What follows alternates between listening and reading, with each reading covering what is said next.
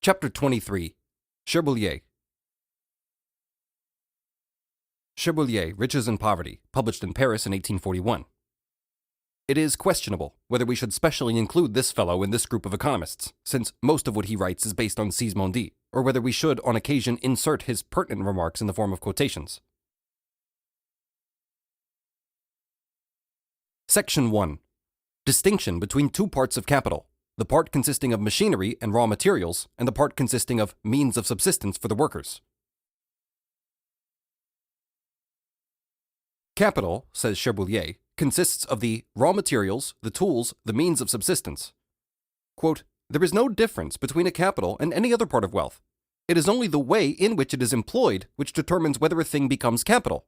That is, if it is employed in production, as a raw material, as tools, or as means of subsistence.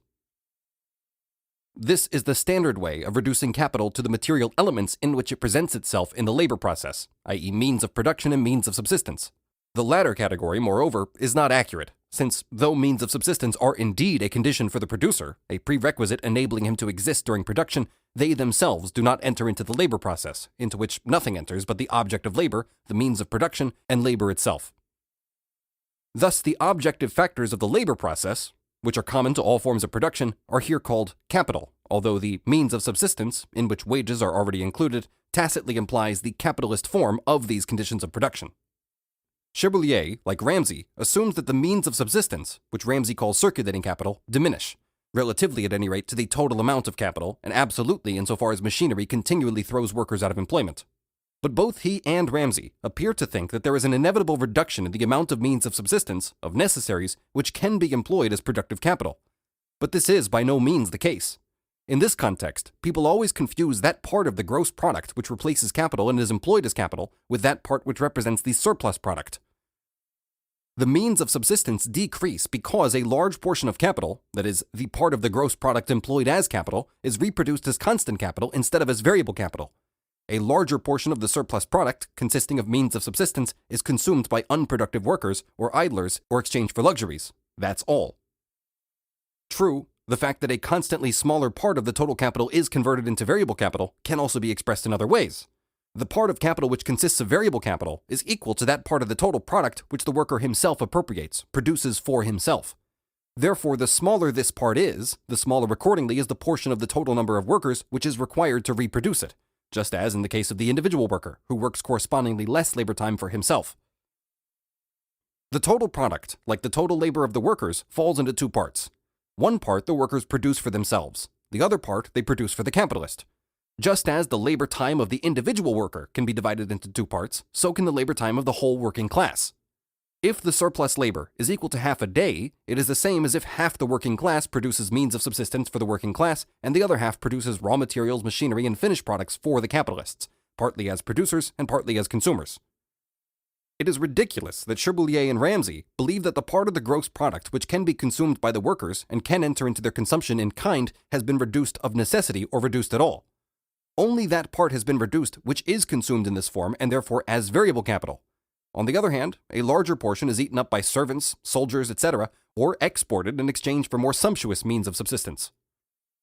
The only important thing in both Ramsay and Cherbuliez is that they counterpose constant and variable capital and do not confine themselves to the distinction between fixed and circulating capital derived from circulation. For Cherbuliez counterposes that part of capital which goes on means of subsistence to that which consists of raw materials, auxiliary materials, and means of labor, i.e. instruments and machines. Although two constituent elements of constant capital, raw material and auxiliary material, belong to circulating capital as far as the mode of circulation is concerned. The important thing in variations in the constituent elements of capital is not that relatively more workers are occupied in the production of raw materials and machinery than in that of direct means of subsistence. This concerns only the division of labor, but the proportion of the product which has to be used to replace past labor, i.e. to replace constant capital, to that which has to be used to pay living labor. The larger the scale of capitalist production, and hence the greater the accumulation of capital, the greater is the share in the value of the product falling to the machinery and raw material of which the capital employed in the production of machinery and raw material consists. A correspondingly larger portion of the product must therefore be returned to production either in kind or by the producers of constant capital exchanging some of their products amongst themselves. The part of the product which belongs to production becomes larger, and the part which represents living, newly added labor becomes relatively smaller. Although this part grows in terms of commodities, use values, the development described is synonymous with increased productivity of labor. But the portion of this part which the worker receives falls relatively all the more, and the same process gives rise to a continuous relative redundancy of the working population. Section 2. On the progressive decline in the number of workers in relation to the amount of constant capital. It is an incontrovertible fact that as capitalist production develops, the portion of capital invested in machinery and raw materials grows, and the portion laid out in wages declines. This is the only question with which both Ramsey and Cherbulier are concerned.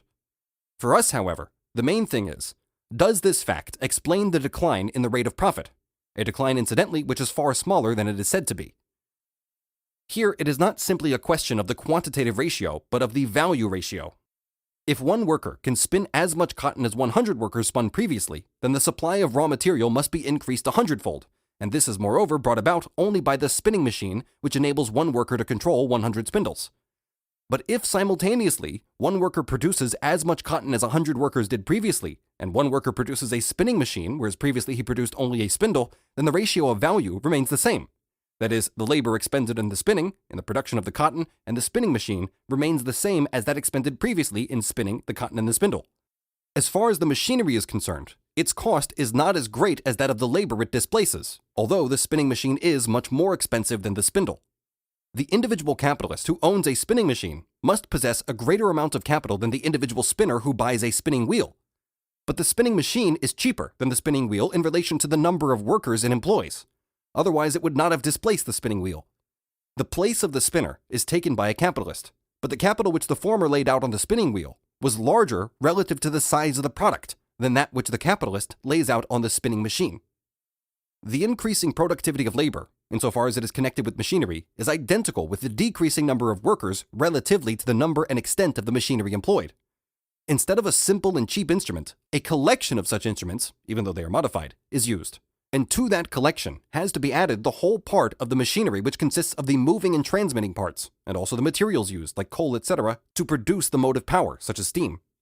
Finally, the buildings. If one worker is in charge of 1,800 spindles instead of driving a spinning wheel, it would be quite ridiculous to ask why these 1,800 spindles are not as cheap as the single spinning wheel. The productivity in this case is brought about precisely by the amount of capital employed as machinery. The ratio of the wear and tear of the machinery affects only the commodity. The worker confronts the total amount of machinery, and similarly the value of the capital laid out in labor confronts the value of the capital laid out in machinery. There can be no doubt that machinery becomes cheaper, and this for two reasons. Firstly, the application of machinery to the production of raw materials from which the machinery is made. Secondly, the application of machinery in the transformation of these materials into machinery. In saying this, we already say two things. Firstly, that in both these branches, compared with the instruments required in the manufacturing industry, the value of the capital laid out in machinery also grows as compared with that laid out in wages. Secondly, what becomes cheaper is the individual machine and its component parts, but a system of machinery develops. The tool is not simply replaced by a single machine, but by a whole system, and the tools which perhaps played the major part previously, the needle, for example, in the case of a stocking loom or similar machine, are now assembled in thousands. Each individual machine confronting the worker is in itself a colossal assembly of instruments which he formerly used singly, for example, 1,800 spindles instead of one. But in addition, the machine contains elements which the old instrument did not have. Despite the cheapening of the individual elements, the price of the whole aggregate increases enormously, and the increase in productivity consists in the continuous expansion of the machinery. Further, one factor in the cheapening of machinery, apart from that of its elements, is the cheapening of the source of the motive power, the steam boiler, for example, and of the transmission mechanism. Economy of power.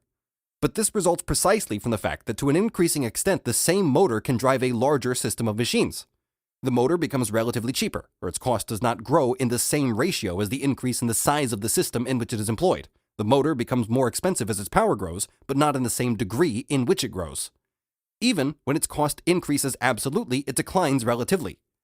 This is therefore a new and important motive, quite apart from the price of the individual machine, for increasing the capital that is laid out in machinery and confronts labor. One element, the increasing speed of machinery, increases productivity enormously, but it does not affect the value of the machinery itself in any way.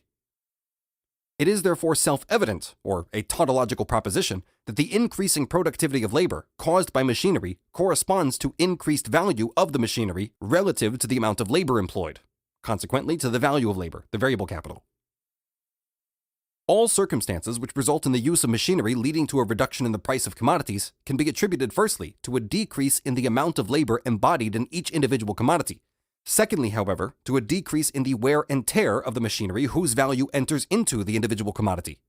The less rapid the wear and tear of the machinery, the less labor is required for its reproduction. This therefore increases the amount and the value of the capital existing as machinery as compared with that existing in labor.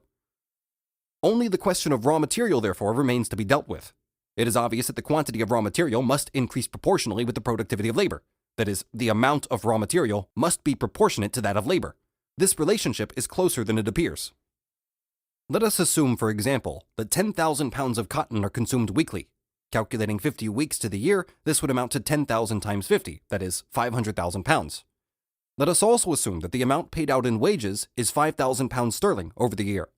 And if a pound of cotton is assumed to cost 6 pence, this comes to 250,000 shillings, or 12,500 pounds sterling.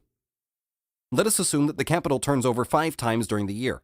This means that in the course of a fifth of the year, 100,000 pounds of raw material, cotton, is used, equal to a value of 2,500 pounds sterling.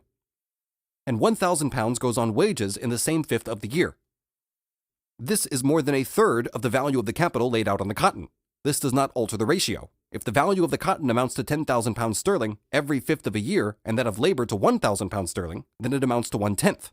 If one considers the product of the whole year, 50,000 pounds on one side and 5,000 pounds on the other, it is also 1/10.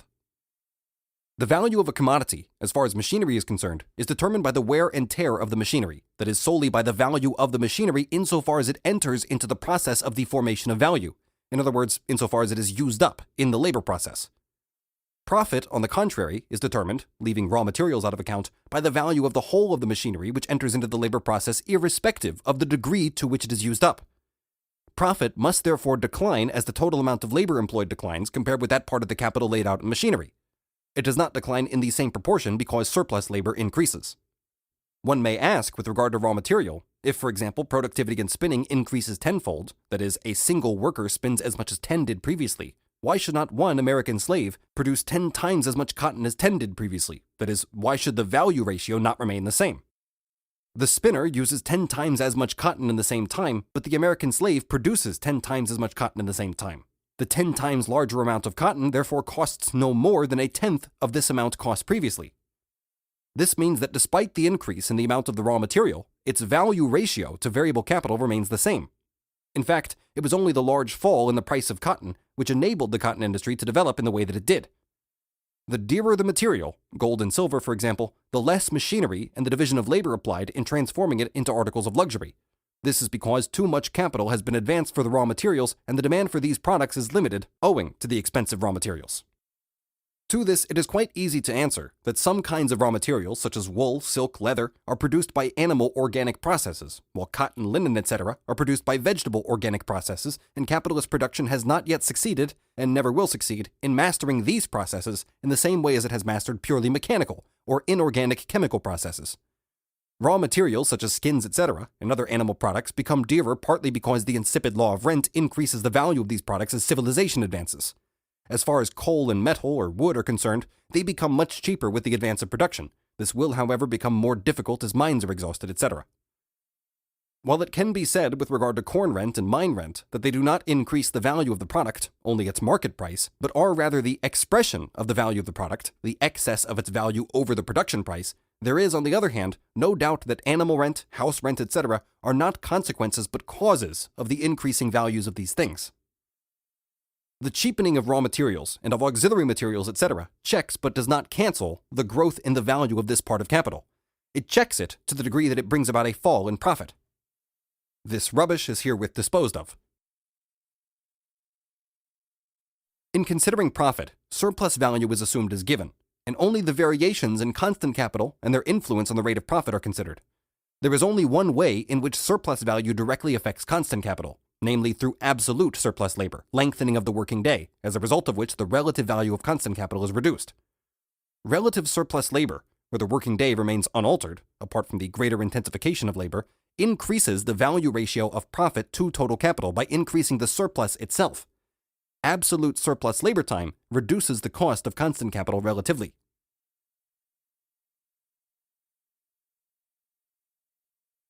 Section 3. Cherbuliez's inkling that the organic composition of capital is decisive for the rate of profit. His confusion on this question. Cherbuliez on the law of appropriation in capitalist economy. Let us return to Cherbuliez. The formulas he uses for the rate of profit are either mathematical expressions for profit as it is commonly understood without involving any kind of law, or they are quite wrong, although he has an inkling of the matter, approaches close to it. Quote, commercial profit is determined by the value of the products compared with the value of the different elements of productive capital. In point of fact, profit is the relationship of the surplus value of the product to the value of the total capital outlay, regardless of the differences in its elements. But the surplus value is itself determined by the size of the variable capital and the rate at which it produces surplus value, and the ratio of this surplus value to the total capital is again determined by the ratio of the variable to the constant capital, and also by changes in the value of the constant capital. Evidently, the two chief elements in this determination are the prices of the raw materials and amount of means of subsistence required to work them up. The economic progress of society affects these two elements in an opposite way. It tends to make raw materials dearer by increasing the value of all products of the extractive industries, which are carried out on land that is privately owned and limited in extent. On the other hand, the means of subsistence decrease relatively, a matter to which we shall return presently. The total amount of products minus the total amount of capital expended in producing them provides us with the total amount of profit gained during a definite period of time. The growth in the total amount of products is proportionate to the capital advanced and not the capital used up. The rate of profit, or the ratio of profit to capital, is therefore the result of the combination of two other ratios, namely the ratio between the capital laid out and that used up, and the ratio between the capital used up and the product. Cherbuliez first states correctly that profit is determined by the value of the product in relation to the different elements of productive capital. Then he flies off suddenly to the product itself, to the total amount of products. But the amount of products may increase without its value increasing. Secondly, a comparison between the amount of the product and the quantity of products which the capital, used up and not used up, consisted, can at best only be made in the way Ramsey does, by comparing the aggregate national product with the constituent elements expended in kind during its production. But as regards capital, the form taken by the product is different from its ingredients in every sphere of production, even in those branches of industry in which, as in agriculture, one part of the product is used in kind as a production element of the product. Why does Cherbuliez stray onto this false path? Because, despite his vague idea that the organic composition of capital is decisive for the rate of profit, he in no way uses the contradiction between variable capital and the other part of capital in order to explain surplus value, which, like value itself, he does not explain at all. He has not shown how surplus value arises and therefore has recourse to surplus product, i.e. to use value. Although all surplus value takes the form of surplus product as such does not represent surplus value. A product may contain no surplus value, as for example in the case of a peasant who owns his own implements as well as his own land and only works exactly the amount of time as any wage worker does to reproduce his own wages, say 6 hours. In a good year, he might produce twice as much as usual, but the value would remain the same. There would be no surplus value, although there would be surplus product. In itself, it was already a mistake on the part of Cherbuliez to represent variable capital in the passive and purely material form of means of subsistence, that is, as a use value, a form which it obtains in the hands of the workers. If, on the other hand, he had considered it in the form in which it actually appears, namely as money, as the form in which exchange value, i.e. a certain amount of social labor time as such exists, then he would have seen that for the capitalist it represents the labor which he exchanges for it, and as a result of this exchange of materialized labor for living labor, the variable capital would be set in motion and grow. Variable capital in the shape of labor, but not if it is regarded as means of subsistence, becomes an element of productive capital. Means of subsistence, on the other hand, are use value, the material existence of the variable capital when it becomes the revenue of the worker. Variable capital regarded as means of subsistence is therefore just as passive an element as both the other parts of capital which Cherbuliez describes as passive. The same distortion of views prevents him from elaborating the rate of profit out of the relationship of this active element to the passive element, and from showing that it declines as society advances. Cherbulier in fact reaches no other conclusion but that the means of subsistence decline as a consequence of the development of productivity while the working population grows. That is, as a result of the redundant population, wages are consequently pushed down below their value. None of his explanations are based on the exchange of equal values, or the payment of labor power at its value, and profit thus actually appears to be a deduction from wages, although he doesn't say so. This deduction may indeed occasionally constitute a part of real profits, but it can never serve as the foundation for the elaboration of the category of profit. Let us first of all reduce the first proposition to its correct formulation. The value of the total amount of products minus the value of the total amount of capital used up in its production provides us with the total amount of profit gained during a definite period of time. This is the primary, usual form in which profit appears, and it is likewise the form in which it appears in the consciousness of the capitalists. In other words, profit is the excess of the value of the product gained during a definite period of time over the value of the capital expended, or the excess of the value of the product over the cost price of the product. Even the definite period of time in Cherbulier's statement appears like a bolt from the blue, since he has not dealt with the circulation process of capital. The first proposition, therefore, is nothing but the usual definition of profit, of the immediate form in which it appears. The second proposition. The growth in the total amount of products is proportionate to the capital employed and not to the capital used up. Paraphrased again, it would read thus. The growth in the value of the total amount of products is proportionate to the capital advanced, whether used up or not. The only purpose of this is the surreptitious introduction of the completely unproven and, in the way it is formulated, quite false proposition, for it already presupposes equalization to the general rate of profit, that the amount of profit depends on the amount of capital employed. But an apparent causal nexus is to be introduced because, quote, the growth in the total amount of products is proportionate to the capital employed and not to the capital used up, end quote. Let us take this sentence in both its formulations, that in which it is written and that in which it ought to have been written. In this context, and in accordance with the conclusion which it is intended to serve as an intermediate clause, it should be written as follows. The growth in the value of the total amount of products is proportionate to the capital employed and not to the capital used up. Here, evidently, surplus value is to be evolved on the basis of the fact that the excess of the capital employed over that used up creates the excess value of the products. But the capital which is not used up, machinery, etc., retains its value, for the fact that it is not used up means precisely that its value has not been used up. It retains the same value after the conclusion of the production process as it had before this process started. If any change in value has taken place, it can only have happened in that part of the capital which has been used up, and which therefore entered into the process of the formation of value. In point of fact, it is also wrong to say that, for example, a capital of which a third is not used up and 2/3 are used up in production would inevitably yield a higher profit than one in which 2/3 are not used up and 1/3 is used up, provided the rate of exploitation is the same, and disregarding the equalization of the rate of profit. For obviously, the second capital contains more machinery, etc., and other elements of constant capital, while the first capital contains less of these elements and sets more living labor in motion, and therefore produces more surplus labor as well. If we take the proposition as formulated by Cherbulier himself, then it must be said, first, that it is of no use to him, because the amount of products, or the amount of use values as such, by no means determines either the value or the surplus value or the profit. But what is behind all this? A part of constant capital consisting of machinery, etc., enters into the labor process without entering into the formation of value. It helps to increase the volume of products without adding anything to its value.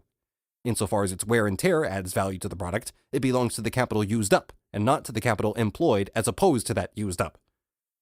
But by itself, this unconsumed part of constant capital does not bring about a growth in the amount of products. It helps to produce a greater output in a given labor time. Therefore, if only the same amount of labor time were expended as is contained in the means of subsistence, the same amount of products would be produced. The excess of products is therefore due to a change which takes place in this part of the capital used up, and not to the excess of the capital employed over that consumed, assuming that it is not a matter of branches of industry in which, as in agriculture, the volume of products is or can be independent of the amount of capital laid out, because the productivity of labor is in part dependent on uncontrollable natural conditions.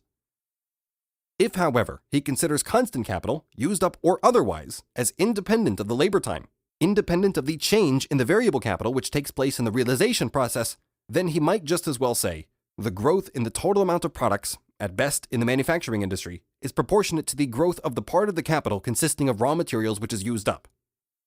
For the increase of products is physically identical with the growth of this part of capital. In agriculture, on the other hand, and likewise in the extractive industries, where only a small proportion of the capital invested is not annually used up, i.e. constant capital, and a relatively large proportion of capital is used up, as wages for example, the amount of products, provided the land is fairly fertile, can be much larger than in the advanced countries where the ratio of capital invested to capital used up is infinitely greater. The second proposition thus amounts to an attempt to bring in surreptitiously surplus value, the indispensable basis of profit. Cherbuliez's conclusion. The rate of profit, or the ratio of the profit to capital, is therefore the result of the combination of two other ratios, namely the ratio between the capital laid out and that used up, and the ratio between the capital used up and the product. Previously, profit ought to have been explained, but nothing emerged except a definition of it, which merely states the form in which it appears, i.e. the fact that profit is equal to the excess of the value of the total product over the cost price of the product, or over the value of the capital used up, which is the vulgar definition of profit. Now, the rate of profit ought to be explained, but once again, nothing emerges except the vulgar definition. The rate of profit is equal to the ratio of profit to the total capital, or what amounts to the same thing, it is equal to the ratio of the excess of the value of the product over its cost price to the total capital advanced for production. The distorted conception and bungling application of the approximately correct distinction between the elements of capital and the vague idea that profit and rate of profit are directly connected with the ratio of these elements to one another only lead to a repetition of the generally known phrases in a rather doctrinaire fashion. In fact, merely to a statement that profit and rate of profit exist, without, however, anything being said about their nature. The matter is not improved by the fact that Cherbuliez expresses his doctrinaire formulae in algebraic language. Let P be the aggregate product of a given period of time, C the capital invested, pi the profit, R the ratio of profit to capital, rate, small c the capital used up, then P minus small c equals pi. R equals pi over C. Therefore, C times R equals pi. Therefore, P minus small c equals C times R. Therefore, R equals P minus small c divided by C. Which means nothing more than that the rate of profit equals the ratio of profit to capital, and that profit equals the excess of the value of the product over its cost price. In general, when Cherbuliez speaks about consumed and unconsumed capital, he has at the back of his mind the difference between fixed and circulating capital, and not the distinction which he himself has drawn, namely that between the different types of capital based on the production process. Surplus value is antecedent to circulation, and no matter how much the differences arising out of circulation affect the rate of profit, they have nothing to do with the origin of profit. Productive capital is composed of a consumable part and a non-consumable part. The more wealth and population increase, the more the consumable part tends to increase, because the extractive industries demands an ever greater supply of labor. On the other hand, this same progress causes the amount of capital invested to increase at a much faster rate than the amount of capital consumed. Thus, although the total mass of capital consumed tends to increase, the effect is neutralized because the mass of products grows in more rapid progression, and the total amount of profit must be considered as growing at a rate at best as high as that which the total amount of capital invested grows. The amount of profit grows, not the rate, which is the ratio of this amount to the capital invested. R equals P minus small c over C. It is clear that P minus small c, or the profit, since P minus small c equals pi, can grow although R declines if C grows more rapidly than P minus small c. Here, the reason for the decline in the rate of profit is touched on, but in view of the preceding distortions, it can only lead to confusion and contradictions which cancel each other out. First, the amount of capital consumed grows, but the amount of products grows even more rapidly, i.e. the excess of the value of the products over their cost price in this case, for it grows in proportion to the capital invested, and this grows more rapidly than the capital consumed. Why the fixed capital grows more rapidly than the mass of raw materials, for example, is not explained anywhere. But never mind. The amount of profit grows in proportion to the capital invested, to the total capital, but the rate of profit is nevertheless supposed to fall, because the total capital grows more rapidly than the mass of products, or rather than the amount of profit. First, the amount of profit grows at a rate at least as great as that which the total amount of the capital invested grows, and then the rate of profit falls, because the total amount of capital invested grows more rapidly than the amount of profit. First, P minus small c grows at least proportionally to C, and then P minus small c over C falls, because C increases even more rapidly than P minus small c, which increases at least as rapidly as C. If we throw aside all this confusion, then all that remains is the tautology that P minus small c over C can fall again although P minus small c increases. That is, that the rate of profit can fall although profit increases when the rate falls. The rate of profit simply signifies the ratio of P minus small c to C, and this ratio declines when the capital increases more rapidly than the amount of profit. Thus, the final pearl of wisdom is that the rate of profit can fall, that is, the ratio of an increasing amount of profit to capital can fall when the capital increases more rapidly than the amount of profit, or if the amount of profit, despite the absolute growth, declines relatively in comparison with the capital. This is nothing but a different expression for the decline in the rate of profit. But that this phenomenon is within the bounds of possibility, and even its existence, has never been called to question. The sole point at issue was precisely to explain the cause of this phenomenon, and Cherbuliez explains the decline in the rate of profit, the decline in the amount of profit in relation to the total capital, by the relative increase in the amount of profit which is at least proportionate to the growth of the capital. He obviously surmises that the mass of living labor employed declines relatively to past labor, although it increases absolutely, and that therefore the rate of profit must decline.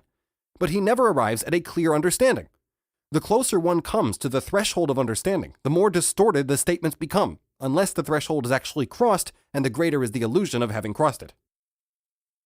On the other hand, what he says about the equalization of the general rate of profit is very much to the point. After the deduction of rent, what remains of the amount of profit, that is, of the excess of products over the capital consumed, is divided between the capitalist producers in proportion to the capital each has invested, whereas the portion of the product, which corresponds to the capital used up and is intended to replace it, is divided in proportion with the capital actually used up.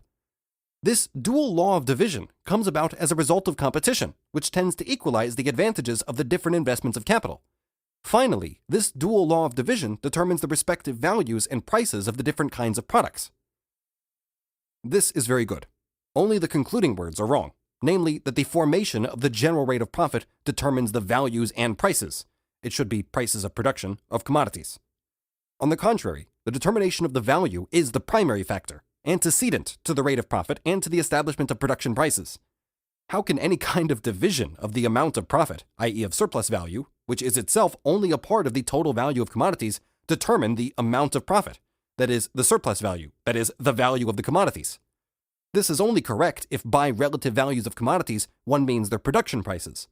The whole lopsidedness of Cherbuliez's presentation arises from the fact that he does not examine the origin and the laws of value and surplus value independently. In other respects, he describes the relation between wage labor and capital more or less correctly. People who neither receive anything by devolution, legal transfer, inheritance, etc., nor have any possessions they can exchange, can obtain what they need only by offering their labor to the capitalist. They only acquire the right to things which are allocated to them as the price of labor, but they have no right to the product of their labor, nor to the value which they have added. By exchanging his labor for a certain volume of means of subsistence, the worker completely renounces all right to the other portions of capital. The distribution of these products remains the same as it was previously. It is not modified in any way by the above-mentioned convention. The products continue to belong exclusively to the capitalist, who has provided the raw materials and the means of subsistence. This is an inescapable sequence of the law of appropriation, the fundamental principle of which was, conversely, the exclusive right of every worker to the product of his labor. This fundamental principle, according to Cherbuliez, is as follows. The worker has an exclusive right to the value resulting from his labor. Cherbuliez does not understand, nor does he explain, how the law of commodities, according to which commodities are equivalent and exchanged with one another in proportion to their value, i.e. to the labor time embodied in them, unexpectedly leads to the result that on the contrary, capitalist production, and only on the basis of capitalist production is it essential for the product to be produced as a commodity, depends on the fact that one portion of labor is appropriated without exchange. He only senses that a transformation has suddenly taken place. This fundamental principle is a pure fiction. It arises from the surface appearance of commodity circulation. Commodities are exchanged with one another according to their value, that is, according to the labor embodied in them. Individuals confront one another only as commodity owners, and can therefore only acquire other individuals' commodities by alienating their own. It therefore appears as if they exchanged only their own labor, since the exchange of commodities which contain other people's labor, insofar as they themselves were not acquired by the individuals in exchange for their own commodities, presupposes different relations between people than those of simple commodity owners, of buyers and of sellers. In capitalist production, this appearance, which its surface displays, disappears. What does not disappear, however, is the illusion that originally men confront one another only as commodity owners, and that consequently a person is only a property owner insofar as he is a worker. As has been stated, this originally is a delusion arising from the surface appearance of capitalist production and has never existed historically. In general, man, isolated or social, always comes onto the stage as a property owner before he appears as a worker, even if the property is only what he procures for himself from nature, or what he, as a member of the family, tribe, communal organization, procures partly from nature, partly from the means of production which have already been produced in common. And as soon as the first animal state is left behind, man's property in nature is mediated by his existence as a member of a communal body, family, tribe, etc., by his relationship to other men, which determines his relationship to nature. The propertyless laborer, as a fundamental principle, is rather a creature of civilization, and, on the historical scale, of capitalist production. This is a law of expropriation and not of appropriation, at least not simply of appropriation in the way that Cherbulier imagined it, but a kind of appropriation which corresponds to a definite, specific mode of production. Cherbulier says, "The products are appropriated before they are converted into capital, and this conversion does not eliminate such appropriation. But this applies not only to the products, but also to labor. Raw materials and instruments belong to the capitalist. They are the converted form of his money. On the other hand, when he has bought labor power, or the daily, say 12 hours use of labor power, with a sum of money equal to the product of 6 hours of labor, then the labor of 12 hours belongs to him. It is appropriated by him before it is carried out. The process of production itself turns labor into capital, but this transformation is an act which takes place later than its appropriation.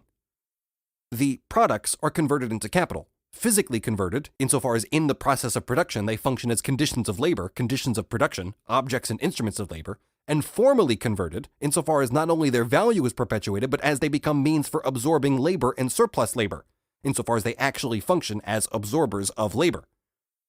On the other hand, the labor power appropriated before the production process is turned directly into capital in the course of the process by being converted into the conditions of labor and into surplus value, since as a result of its embodiment in the product, it not only preserves the constant capital, but replaces the variable capital and adds surplus value.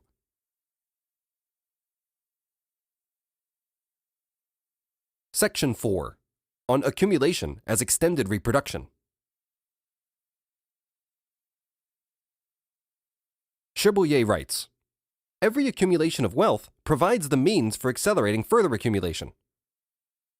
Ricardo's view, derived from Smith, that all accumulation can be reduced to expenditure on wages would be incorrect even if no accumulation in kind took place, which is the case, for example, when the farmer sows more seed. The stock breeder increases his stock of cattle for breeding or for fattening. The owner of engineering works uses part of his surplus value in the form of machine tools. And even if all producers who produce the elements of some part of capital did not overproduce regularly, counting on the fact of annual accumulation, i.e. the expansion of the general scale of production. Moreover, the peasant can exchange part of his surplus corn with the stock breeder, who may convert this corn into variable capital, while the peasant converts his corn into constant capital by means of this exchange. The flax grower sells part of his surplus product to the spinner, who converts it into constant capital. With this money, the flax grower can buy tools, and the tool maker can then buy iron, etc., so that all these elements are turned directly into constant capital. But disregarding all this, let us assume that a manufacturer of machines wants to convert an additional capital of 1,000 pounds into elements of production. He will of course lay out part of it on wages, say 200 pounds, but he buys iron, coal, etc. with the remaining 800 pounds. Let us assume that this iron, coal, etc. has first to be produced. Then, if the iron or coal producers either have no excess accumulated stocks of their commodities, and likewise have no additional machinery and are unable to buy it immediately, for in this case too, constant capital would be exchanged for constant capital, they can only produce the required iron and coal if they work their old machinery longer. As a result, they would have to replace it more rapidly, but a part of its value would enter into the new product. Irrespective of this, however, the iron manufacturer needs more coal in any case and must therefore transform at least part of his share in the 800 pounds into constant capital. Both coal and iron producers sell their wares in such a way that they contain unpaid surplus labor. And if this amounts to a quarter, then this alone means that 200 pounds out of the 800 is not converted into wages, not to mention the part which has to make good the wear and tear of the old machinery. The surplus consists always of the articles produced by the particular capital, i.e. coal, iron, etc. Part of the surplus is converted directly into constant capital when the producers whose commodities serve as elements of production for other producers exchange these commodities with one another. That part of the surplus value, however, which is exchanged against the products of those who produce means of subsistence and replaces the constant capital in these branches, provides the necessary variable capital. The producers of means of subsistence that can no longer enter as elements into their production, except as variable capital, acquire additional constant capital through the same process, which provides the other producers with additional variable capital. The following features distinguish reproduction, insofar as it constitutes accumulation, from simple reproduction. Firstly, both the constant and variable elements of production, which are accumulated, consist of newly added labor. They are not used as revenue, although they arise from profit. They consist of profit or surplus labor, whereas in the case of simple reproduction, part of the product represents past labor, i.e., in this context, labor which has not been performed in the current year. Secondly, if the labor time in certain branches is lengthened, that is, if no additional instruments or machines are employed, the new product must indeed to a certain extent pay for the more rapid wear and tear of the old tools or machines, and this accelerated consumption of the old constant capital is likewise an aspect of accumulation. Thirdly, as a result of the additional money capital which arises in the process of extended reproduction, partly through the freeing of capital, partly through the conversion of part of the product into money, partly because, as a result of the money collected by the producer, the demand for other commodities, for example those offered by the sellers of luxury goods, is reduced, the systematic replacement of the elements of production is by no means a necessity, as it is in the case of simple reproduction. With the additional money, anyone can buy or command products, although the producer from whom the purchase is made may neither expend his revenue on the product of the purchaser nor replace his capital with it. Additional capital, constant or variable, must appear in the form of money capital on one side, even if this only exists in the form of outstanding claims, whenever it is not balanced by a corresponding addition on the other side.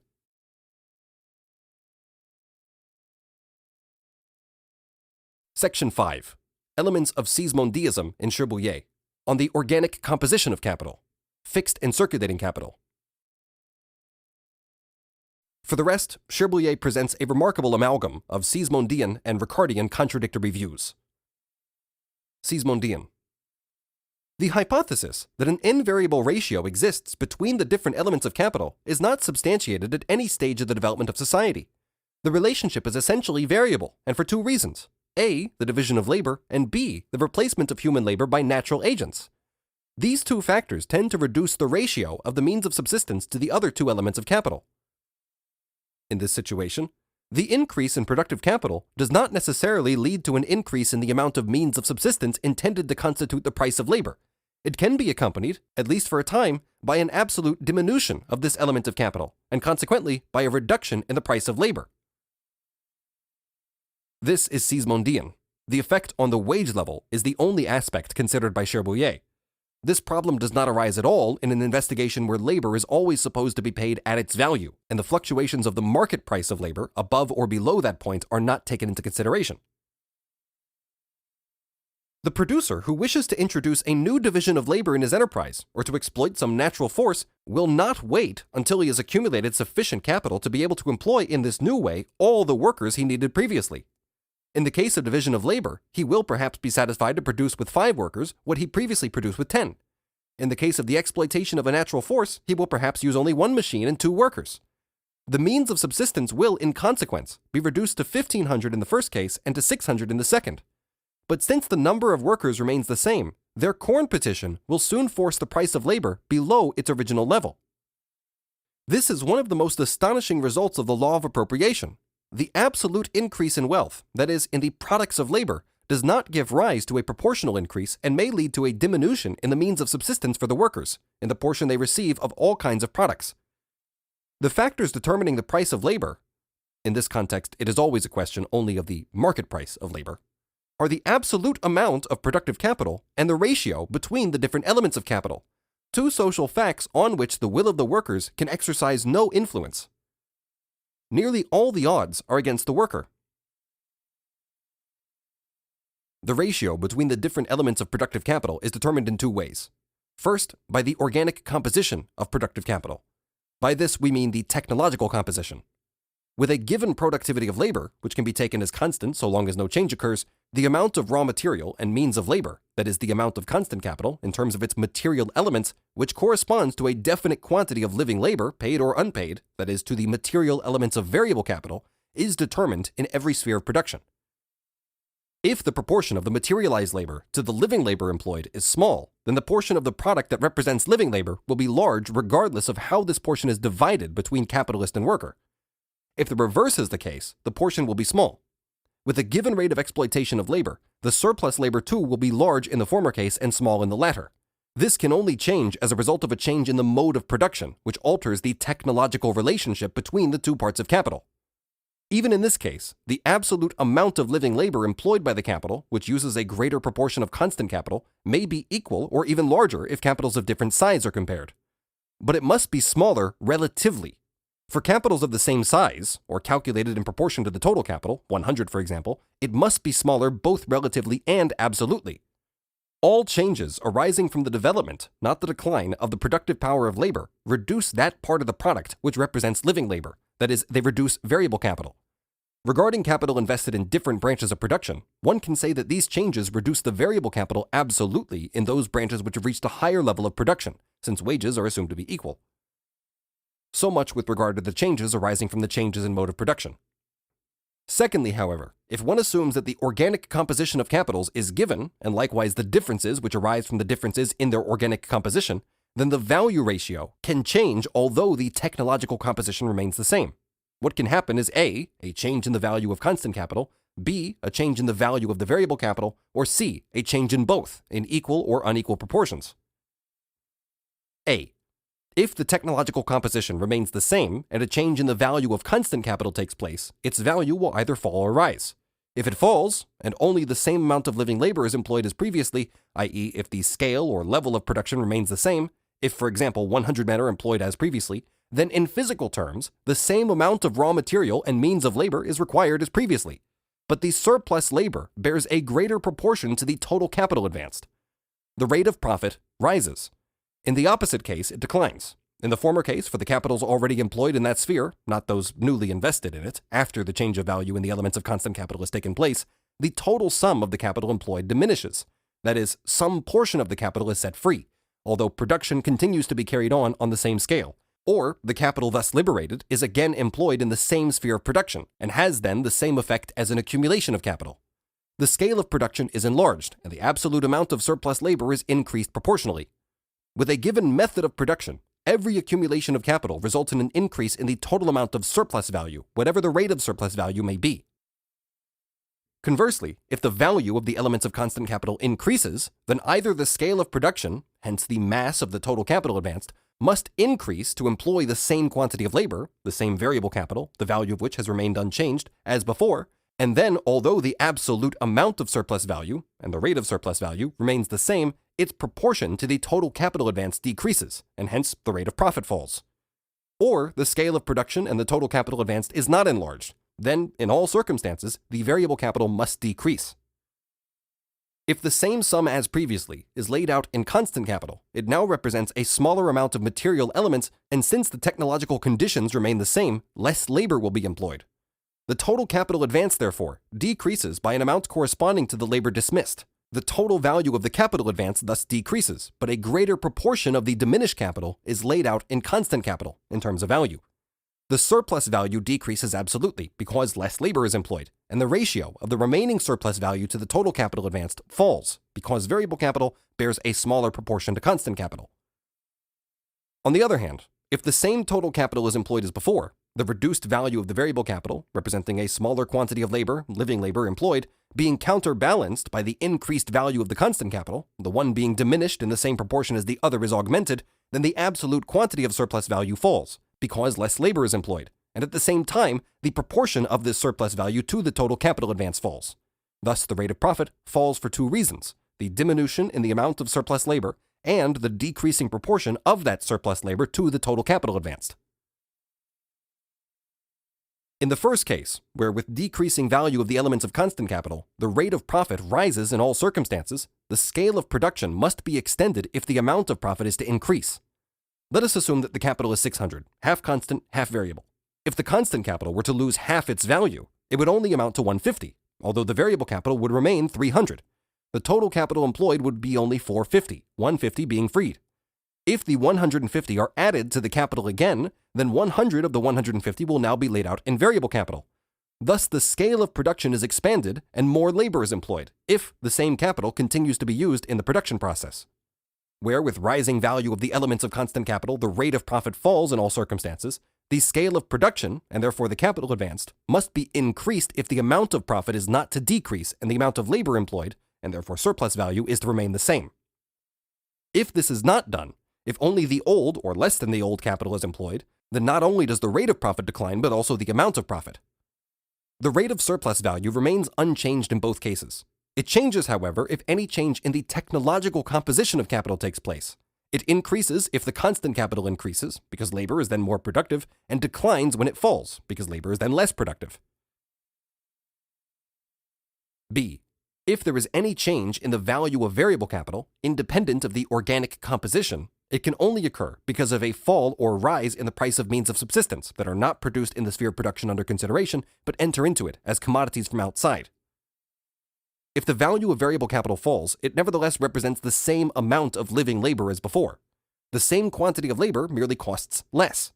If, therefore, the scale of production remains the same, since the value of constant capital is unchanged, then the part of the total capital used for the purchase of labor is diminished. Less capital needs to be laid out in order to pay the same number of workers. Thus, in this case, if the scale of production remains the same, the amount of capital laid out diminishes. The rate of profit increases, and this for two reasons. The amount of surplus value is increased. The ratio of living labor to materialized labor has remained the same, but the increased surplus value correlates with a smaller total capital. If, on the other hand, the capital freed is again invested, then this amounts to accumulation. If the value of the variable capital increases, then a greater total capital must also be laid out in order to employ the same number of workers as before, because the value of the constant capital remains the same, and that of the variable capital has risen. The amount of labor remains the same, but a smaller part of it is surplus labor, and this smaller part corresponds to a larger capital. This takes place when the scale of production remains the same while the value of the total capital increases. If the value of the total capital does not increase, the scale of production must be reduced. The amount of labor declines, and a smaller portion of this reduced amount constitutes surplus labor, which too bears a smaller proportion to the total capital advanced. The organic changes, and those brought about by changes of value, can have a similar effect on the rate of profit in certain circumstances. They differ, however, in the following way. If the latter are not due simply to fluctuations of market prices, and are therefore not temporary, they are invariably caused by an organic change in the spheres that provide the elements of constant or variable capital. C. It is not necessary here to examine case 3 in detail. In the case of capitals of equal size, or if the calculation is based on equal amounts of the total capital, 100 for example, the organic composition may be the same in different spheres of production, but the value ratio of the primary component parts of constant and variable capital may be different according to the different values of the amounts of instruments and raw materials used. For example, copper instead of iron instead of lead, wool instead of cotton, etc. On the other hand, is it possible for the organic composition to be different if the value ratio remains the same? If the organic composition is the same, the relative amounts which constitute constant capital and living labor are the same per 100. The quantitative proportions are the same. The value of the constant capital may be the same, although the relative amounts of labor set in motion are different. If the machinery or raw materials are dearer or cheaper, less labor, for example, may be required. But in this case, the value of the variable capital is also relatively smaller, or vice versa. Let us take A and B. C' and V' are the component parts in terms of value of A, and C and V those of B, again in terms of value. If the ratio of C' to V' is equal to the ratio of C to V, then C' times V equals V' times C. Consequently, likewise, C' over C equals V' over V. Since the value ratios of constant to variable capital are equal, only the following variations are possible. If in one sphere more surplus labor is carried out than in another sphere, for example, night work is impossible in agriculture, and although the individual agricultural laborer can be overworked, nevertheless, the total amount of labor which can be expended on a given area of land is limited by the object being produced, say corn, whereas in a factory of a given size, the amount produced depends on the hours of labor worked. That is to say, it is due to the different kinds of production that more surplus labor can be employed in one sphere at a given level of production than in another. Then, even if the ratio of constant and variable capital is the same, the amount of labor employed in proportion to the total capital will nevertheless be different. Or let us assume that the raw material is dearer, and labor, of greater skill, is dearer, in the same proportion. In this case, capitalist A employs 5 workers, whereas capitalist B employs 25, and they cost him £100, as much as the 25 workers. Because their labor is dearer, their surplus labor is therefore also worth more. These 5 workers work up £100 of raw material, Y, worth £500 sterling, and B's workers work up £1,000 of raw material, X, worth £500 sterling. Because the raw material is dearer and the productive power of the workers is less highly developed in the case of A. The value ratio here, £100 variable capital to £500 constant capital, is the same in both cases, but the organic composition is different. The value ratio is the same. The value of constant capital in A is the same as in B, and proportionately A lays out the same amount of capital in wages as B, but the quantity of his products will be smaller. Although he employs the same absolute quantity of labor as B, he uses more relatively because his constant capital is dearer. He processes less raw material, etc. in the same time, but this smaller quantity costs him as much as the larger quantity processed by B. The value ratio in this case is the same. The organic composition is different. In the other case, the value ratio being assumed to be the same, this can only occur if the amounts of the surplus labor are different, or if the value of the different kinds of labor are different. The organic composition can be taken to mean the following: different ratios in which it is necessary to expend constant capital in the different spheres of production in order to absorb the same amount of living labor. The combination of the same amount of labor with the object of labor requires either that both more raw material and more machinery are used in one case than in the other, or that more of only one of these is used. Where the ratios between fixed and circulating capital are very different, those between constant and variable capital can be the same. Consequently, the surplus value can be the same, although the values produced annually must be different. Let us assume that in the coal industry, where no raw materials are used, apart from auxiliary materials, the fixed capital constitutes half of the total capital, and variable capital the other half. Let us assume that in tailoring, the fixed capital is 0, as in the previous case we disregard auxiliary materials, that the raw materials constitute half and the variable capital the other half of the total capital. Given the same degree of exploitation of labor, both will realize the same amount of surplus value, since both employ the same amount of labor in proportion to capital, i.e. per 100.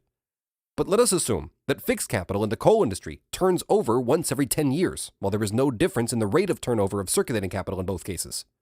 At the end of the year, we will assume that the variable capital turns over once a year in both cases. The tailor's capital will have produced values amounting to 150 if the surplus value is 50.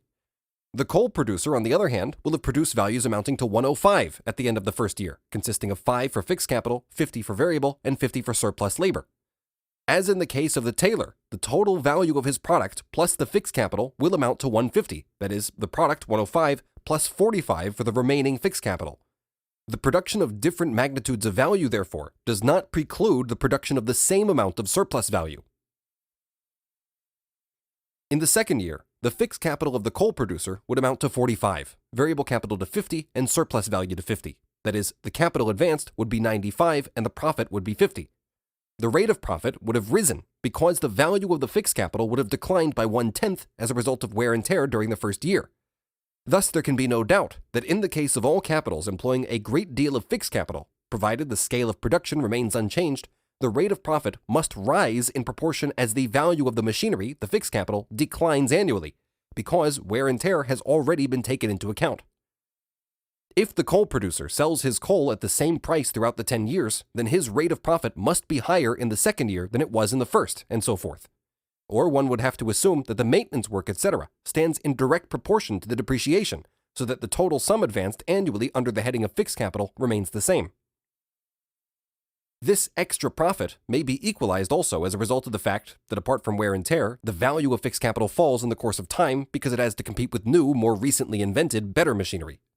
On the other hand, this rising rate of profit, which results naturally from wear and tear, makes it possible for the declining value of the fixed capital to compete with newer, better machinery, the full value of which has still to be taken into account.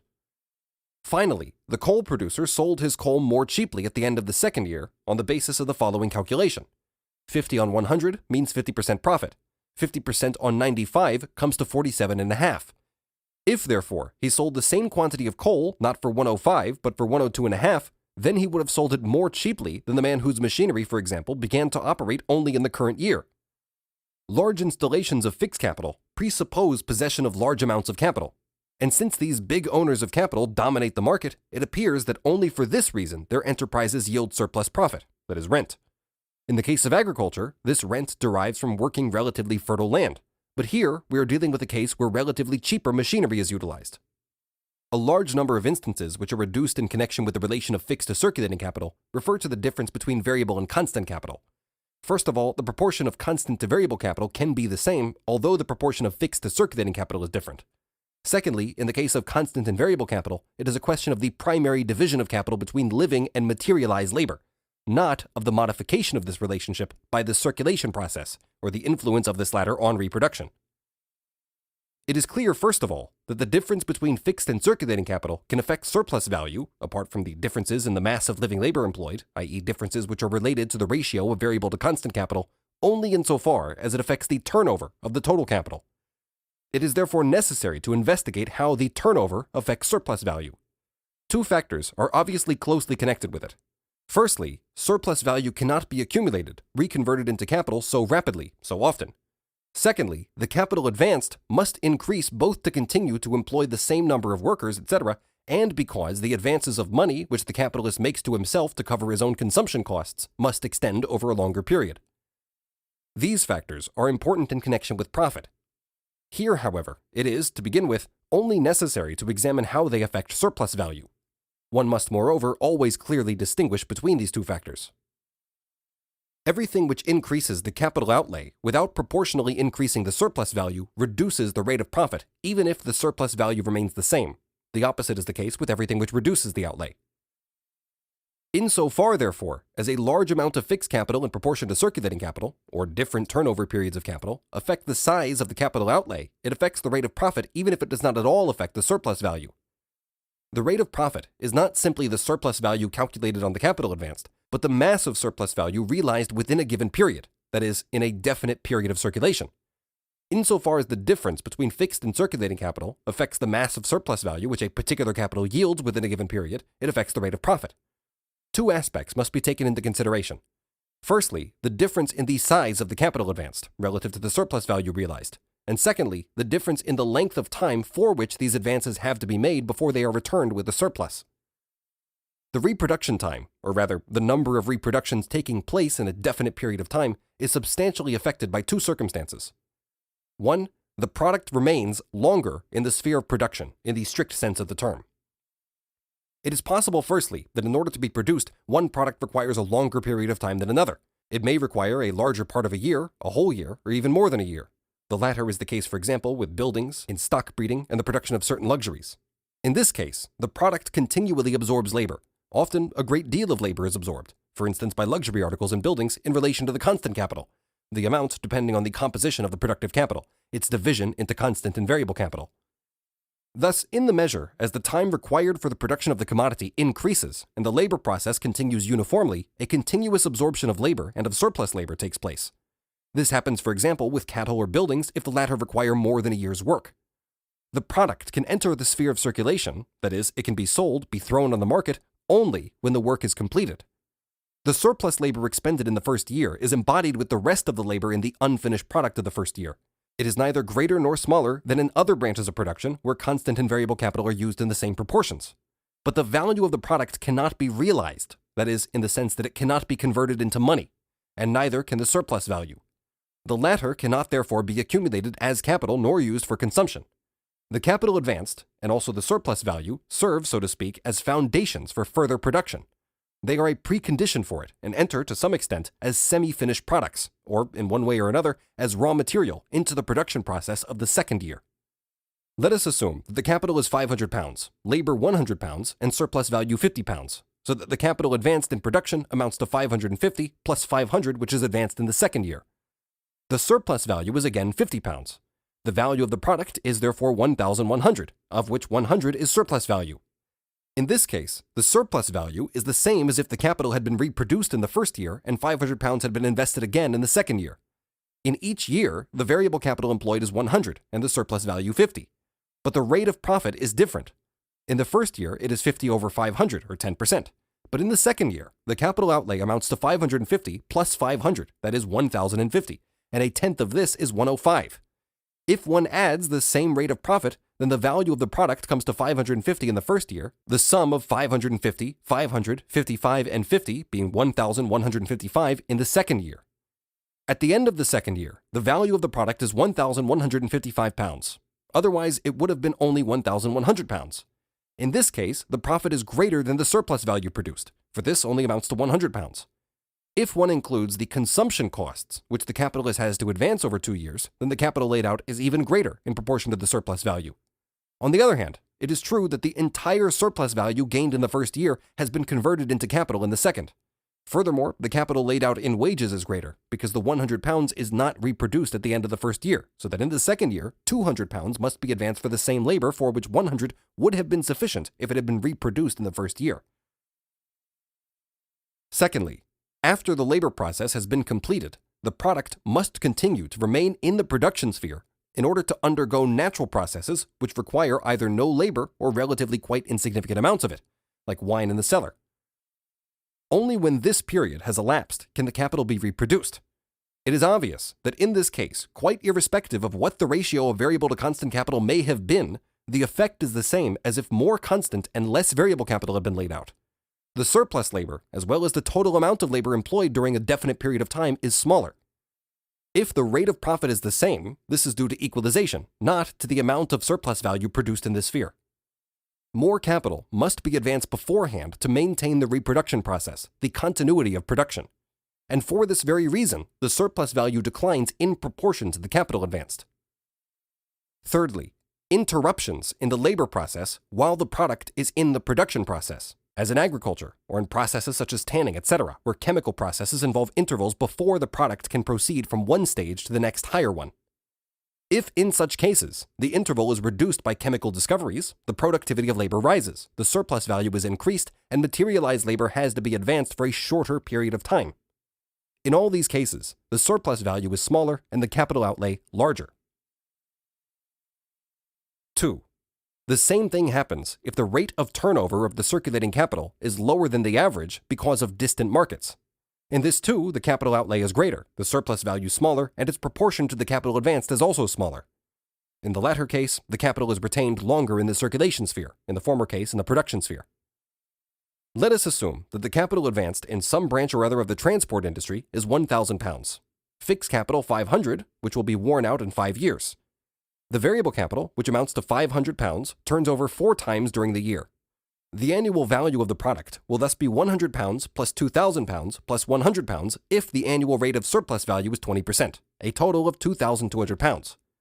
On the other hand, let us assume that in a branch of tailoring, the constant capital, which consists only of circulating capital since fixed capital is assumed to be 0, amounts to 500, and the variable capital to 500. Surplus value is 100. The capital turns over 4 times a year. Then the annual value of the product will be 4 times 500 plus 500 plus 100. That is 4,100. Then the annual value of the product will be 4 times the sum of 500 plus 500 plus 100. That is 4,100. The surplus value is the same in both cases. In the last mentioned case, the entire capital turns over 4 times a year or once a quarter. Of the other capital, 600 pounds turn over in the course of a year, of which 500 turn over 4 times. Therefore, 500 pounds plus 100 over 4 being 525 in a quarter of a year. That is 175 in a month, 350 in 2 months, and 1,400 in 8 months. The whole capital requires 5 3/7 months in order to turn over. It turns over only 2 1/10 times a year. Now it will be said that in order to make a profit of 10%, less is added per quarter on a value of 1,000 pounds in the case of the first capital than in that of the other. But here it is not a question of addition. One makes more surplus value on the capital used up, but not on the capital employed. The difference here arises from the surplus value, not from the addition of profit. The difference here lies in the value, not in the surplus value. In both cases, the variable capital amounting to 500 turns over 4 times in a year. Both capitals yield a surplus value of 100 pounds in a year. The annual rate of surplus value amounts to 20%. But 25 pounds in a quarter, therefore a higher percentage? 25 pounds on 500 pounds each quarter is 5% a quarter, that is 20% per annum. The first capitalist turns over half his capital 4 times a year, and only a fifth of the remaining half once during the year. A half of 4 times is twice. Thus he turns his capital over 2 1/10 times during the year. The entire capital of the second capitalist turns over 4 times a year, but this makes absolutely no difference to the surplus value. If the second capitalist continues the reproduction process uninterruptedly, then he must constantly convert 500 pounds into raw materials, etc., and must always use 500 pounds for labor, while the other capitalist likewise uses 500 pounds for labor and has invested the remaining 500 pounds once and for all, that is, for 5 years, in such a form that he does not need to reconvert it again. This applies, however, only when the ratio of variable to constant capital is the same in both capitals, despite the difference between fixed and circulating capital. If in both cases, one half consists of constant and the other half of variable capital, then it is only possible for one half, in one case, to consist of fixed capital if the circulating constant capital amounts to 0, and in the other case, one half can consist of circulating constant capital only if the fixed capital amounts to 0. Although the circulating constant capital can amount to 0, as in the extractive and the transport industries, where, however, the auxiliary materials rather than the raw materials constitute the circulating constant capital, the fixed capital can never be 0, except in banking, etc. This is, however, immaterial, so long as the ratio of constant capital to variable capital is the same in both cases, even though in one case there may be more fixed and less circulating constant capital than in the other, or vice versa. The only difference here is the time of reproduction required by one half of the capital and by the total capital. One capitalist must invest the capital of 500 pounds for 5 years before it is returned to him, the other for a quarter of a year or a whole year. The ability to dispose of the capital is different. The amount advanced is the same, but the time for which it is advanced is different. This difference does not concern us here. When one considers the total capital outlay, surplus value and profit are the same, 100 pounds in the first year on the 1,000 advanced. In the second year, it is rather the fixed capital that has a higher rate of profit, since the variable capital has remained the same, whereas the value of the fixed capital has declined. The capitalist only advances 400 pounds fixed and 500 pounds variable capital in the second year and receives a profit of 100 pounds as he did before. But 100 on 900 amounts to 11 1/9%, while the other capitalist, if he continues to reproduce his capital, advances 1,000 pounds as he did previously and makes a profit of 100 pounds, that is 10%.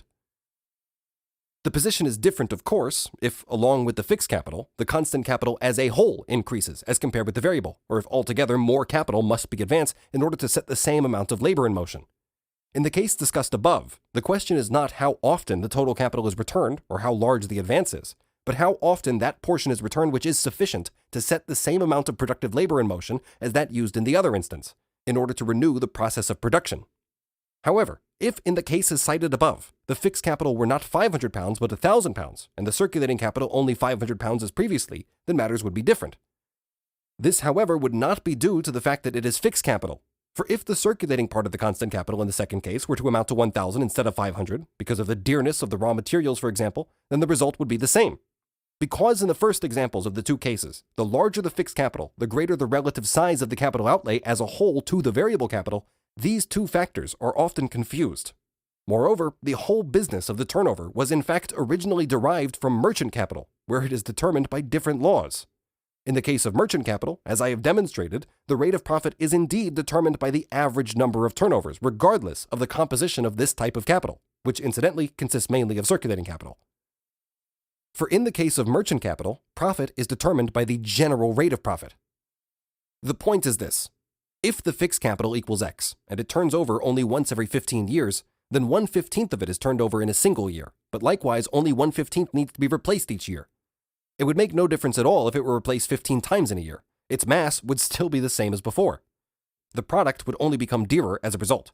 But it is more difficult to dispose of it, and the risk of depreciation is greater than if the same amount of capital were advanced in the form of circulating capital. But this does not affect the surplus value in any way, although it does enter into the capitalist's calculation of the rate of profit, since this risk is included in the calculation of the depreciation. As far as the other part of capital is concerned, let us assume that the circulating part of constant capital, raw materials and auxiliary materials, amounts to 25,000 pounds a year and wages to 5,000 pounds. If it were returned only once during the year, 30,000 pounds would have to be advanced during the whole year, and if the surplus value were at the rate of 100%, it would amount to 5,000 pounds, and profit at the end of the year would be 5,000 on 30,000, or 16 2/3%. If, on the other hand, the capital turns over 5 times during the year, then a capital outlay of only 5,000 pounds for constant circulating capital and 1,000 pounds for wages will be sufficient.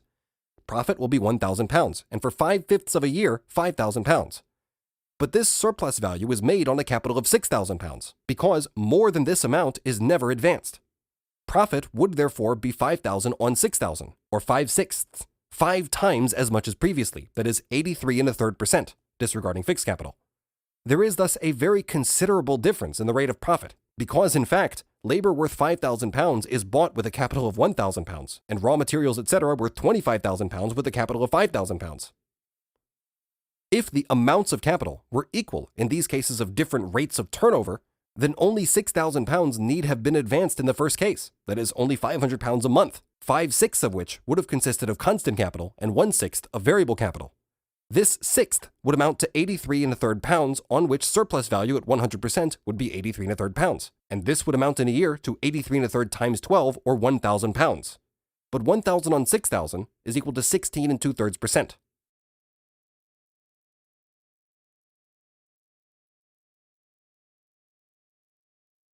Section 6. Cherbulier eclectically combines mutually exclusive propositions of Ricardo and Sismondi.